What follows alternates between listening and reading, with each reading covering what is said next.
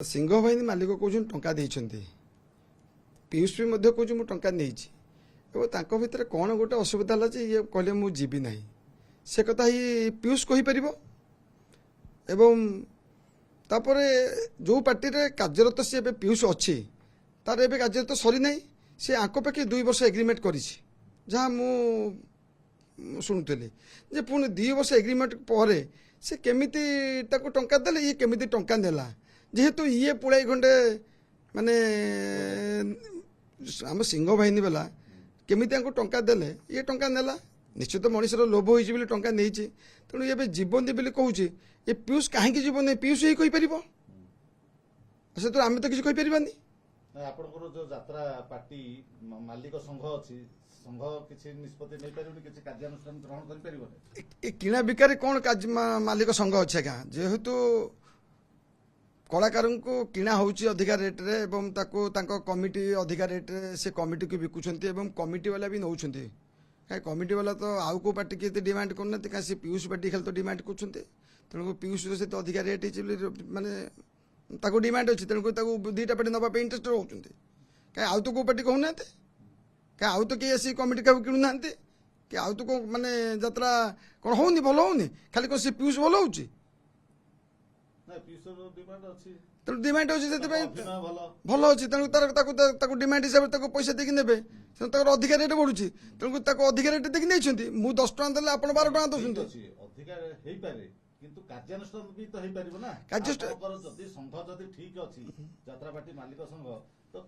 देखो संघ संघ बाटे संघ किणापी बिकापी संघ न था आज्ञा मुझे केते टका देकी किणिली मुझे मु किणिली मुझे बिकिबी तेणुक संघटा कौन कर आम कौन सम्मुख बसिक गोटे रेट कर किणुचे कि तेणु आपण डिमांड है आप भल अभिनय कर अधिका पैसा दे किणिली तो संघटा किणा बिकार न थाए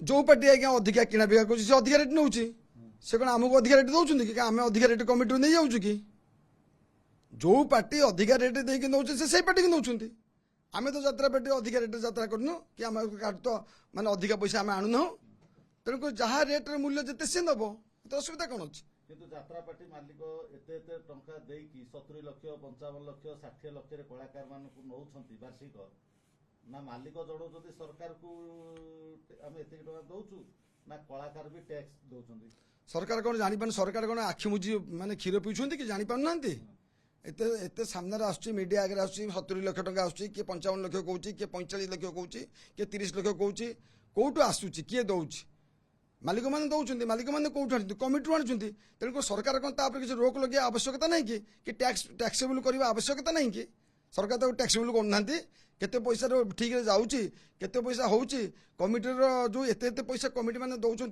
ता रेट निश्चित मूल्य कमी माने निहाती कमिवा दरकार अच्छी एवं टिकेटर मूल्य भी कमिवा दरकार अच्छी जेहेतु एते दरमा बोले टिकेट 400-500 टका दे कोट कमिटी मैंने यात्रा करके देखिपारे दर्शक ताको देखिपारे तेणु यार गोटे सरकार गोटे पुनर्विचार करूँ आपको समस्त को बसैकी एवं यार गोटे निर्धारण रेट करूँ एवं आपको टैक्सेबल करूँ सरकार कहीं छाड़ुंट सिंह बाहिनी मालिक भीतर जो विवाद तार अंत केमिति हम तेणुक जी निआ खाई सी कोईला आज्ञा झाड़ा फेर तेणुक जी टंका नहीं सी ही कथा चिंता कर केमी फेरब कौन कर जे टंका देइछि से केमिति पाइबो से चिंता करिवो ये पीयूष टंका नेइछि से केमिति जीव से चिंता करिवो से तो अन्य मान कौन चिंता कर लाभ अछि तेणु विवाद कथा उठुछि विवाद ये यात्रा पेटे आज्ञा अच्छी आगुरी रही आसी एबी भी रही तेणुक यात्रा कलाकार किणा बिका चली आम भर जब के हुए संबंध होकर आम एकाठी बसिक तो समाधान कर दे पारू कि एपर्तंत समय आसीनी कि आम कौन खबर एपर्तंत आसीनी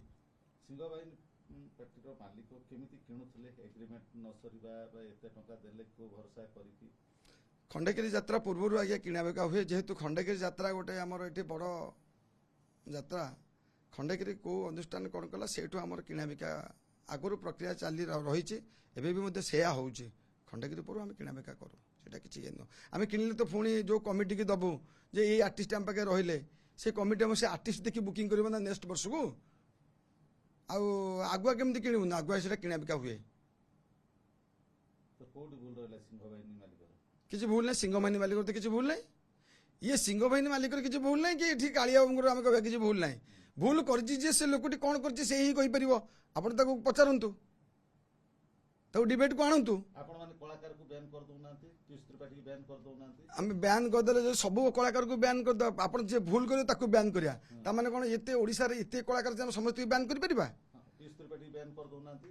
ପିୟୁଷ ତ୍ରିପାଠୀ ଏକୁଟିଆ ମୁଁ ବ୍ୟାନ୍ ପୁରା କିଛି ଦିନ ତଳେ କରିଥିଲି ଆଜ୍ଞା। ଆଉ ଗୋଟେ ଯାତ୍ରା ବେଳେ ନେଇଗଲା ନା ରଖିଲା, ତାପରେ ସାଙ୍ଗେ ସାଙ୍ଗେ ନେଇଗଲେ।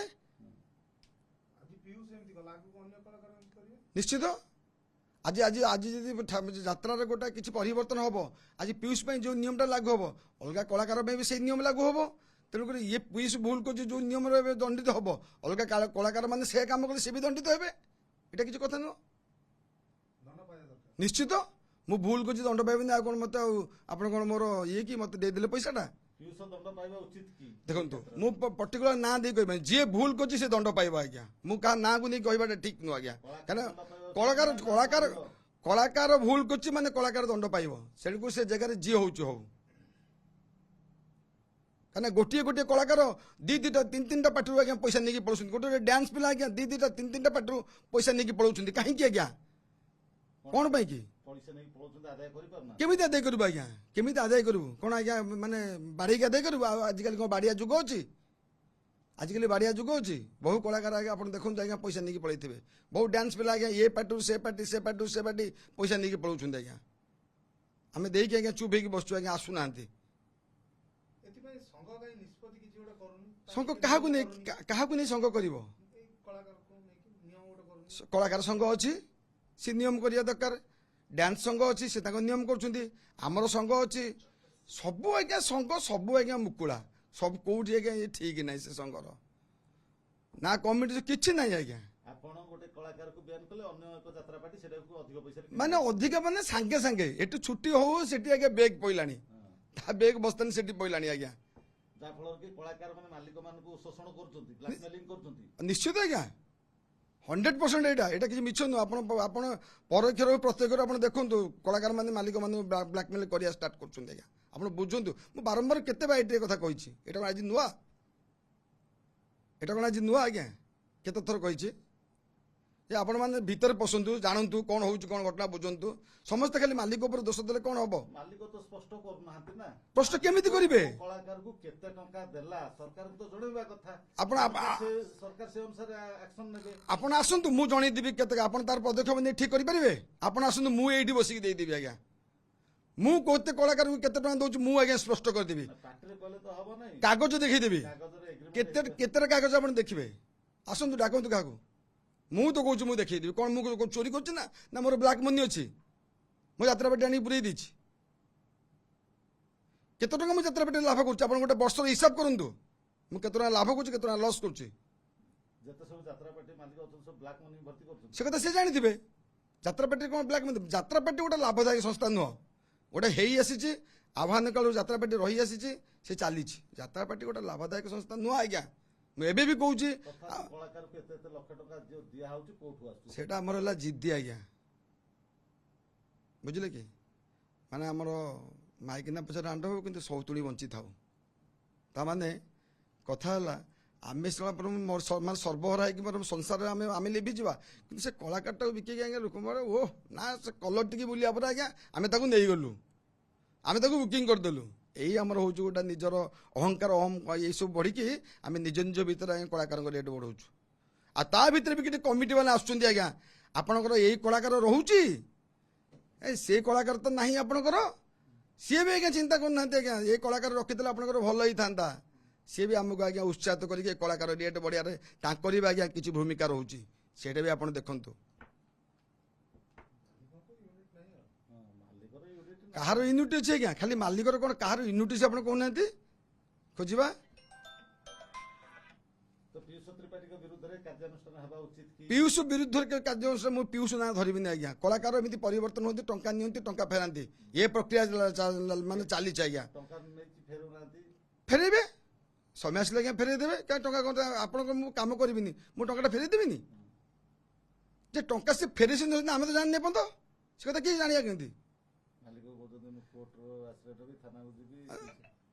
ମାଲିକ ଯଦି ଆଜ୍ଞା ଆଇନ ଅଛି, ମାଲିକ ଯଦି କୋର୍ଟର ଆଶ୍ରୟ ନେବେ କ'ଣ କିଏ ମାଲିକକୁ ମନା କରିଦେବ? ଆଇନ ଅଛି ନା ନାହିଁ।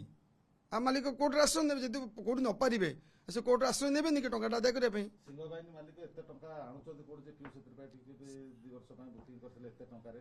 ଆଜ୍ଞା ଶୁଣନ୍ତୁ, ସିଂହ ବାହିନୀ ମାଲିକ ଏତେ ଟଙ୍କା ଆଣିଥିଲା, ଆପଣ ଯୋଉ ପ୍ରଶ୍ନ କୁହନ୍ତି ଏ ଆନ୍ସର ଆଜ୍ଞା କେହି ଦେଇପାରିବେନି। କିଏ କୋଉଠୁ କେତେ ଟଙ୍କା ଆଣିଥିଲା ସେଟା କିଏ କହିବ? ସେଟା କମିଟି ଦଉଛନ୍ତି, ସେ ଟଙ୍କାଟା ପୁରା କମିଟି ଦଉଛନ୍ତି। ଯେହେତୁ ପିୟୁଷର ଡିମାଣ୍ଡ ଅଛି ଆଜ୍ଞା, କମିଟି କହୁନ୍ତି ଯେ ସେ ପିୟୁଷ ପାର୍ଟିଟାକୁ ଆଣି ଦେବୁ, କାହିଁ ଆମ ପାର୍ଟି ପର୍ଯ୍ୟନ୍ତ ବୁକିଂ ହେଇନି କାଗଜ ଦେଖିଲେ ଆଜ୍ଞା। ଆମ ପାର୍ଟିରେ ଆଜ୍ଞା ଏ ବର୍ଷ ଭିତରେ ଆଜ୍ଞା ଆମେ କେତେଟା କମିଟି ବୁକିଂ କରୁଛୁ ଦେଖେଇବେ, ଯଦି କେବେ ଦେଖେଇବା ଆଜ୍ଞା। ତାହେଲେ ସେଇ ପିୟୁଷ ତାହେଲେ ସେ କମିଟି ଆଦାୟ କଲା, ତାହେଲେ ଅସୁବିଧା କଲା। ସେ କଣ ତାଙ୍କ ଘରୁ ଆଣି ଦେଲେ କି? ଏଇ କମିଟି ପଇସା ଆଜ୍ଞା। ପିୟୁଷ ପରେ କାଲି ଦୈତାରୀ ପଣ୍ଡା ହେଇପାରେ, ଗୌର ଦାସ ହେଇପାରେ, କିମ୍ବା ବାପି ପଣ୍ଡା ହେଇପାରେ, ସୁଭାଷ ବେହେରା ହେଇପାରେ। ଏମିତି ତ ପାର୍ଟିଠୁ ପଇସା ନେଇଯିବେ, କୁଆଡେ ଫେରାର ହେଇଯିବେ। ପାର୍ଟିଠୁ କେହି ପଇସା ଦେଇକି ଫେରାର ହୁଅନ୍ତିନି। ଏଇଟା ଗୋଟେ ଛୋଟିଆ ଜିନିଷ ଯେ ପ୍ୟାକେଟରେ ପଶେଇକି ଲୁଚେଇକି ପଳେଇବେ ଆଜ୍ଞା। କଳାକାର ଗୋଟେ ସବୁବେଳେ କଳା, ସେ କେବଳ ତାଙ୍କର ସେ ଯାତ୍ରା କରନ୍ତି। ଯେ ଟିକେ ଭୁଲ ଭଟକା ଅଛି, ତାର ସମାଧାନ ହେବ ଏବଂ ତାର ପଇସା ପତ୍ର ଯଦି ଆଣିଥିବେ ରିଟର୍ଣ୍ଣ କରିବେ, ନହେଲେ ନା ତାଙ୍କ ପାର୍ଟିକି ପୁଣି ଯାଇପାରନ୍ତି। ମନ ପରିବର୍ତ୍ତନ ହେଲେ ପୁଣି ପାର୍ଟିକି ଯିବେ, ସେଇଟା ଗୋଟେ ବଡ଼ କଥା କିଛି ନୁହଁ ଆଜ୍ଞା।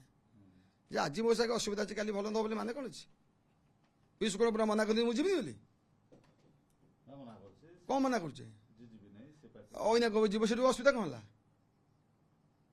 ପିୟୁଷ ଯାଉନାହାନ୍ତି କାହିଁକି? କିଛି ରହିଯାଇଛି ତାଙ୍କର କିଏ କୋଉ ଆଜ୍ଞା କ'ଣ ଏବେ ଏବେ ଏବେ କ'ଣ ସମୟ ହେଲାଣି କି?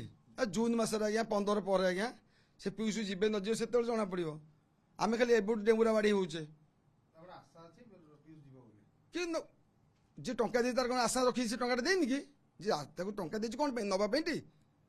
ଆଉ ଯଦି ପିୟୁଷ ଯିବ ସେ କ'ଣ ମନା କରିଦେବ କିଏ?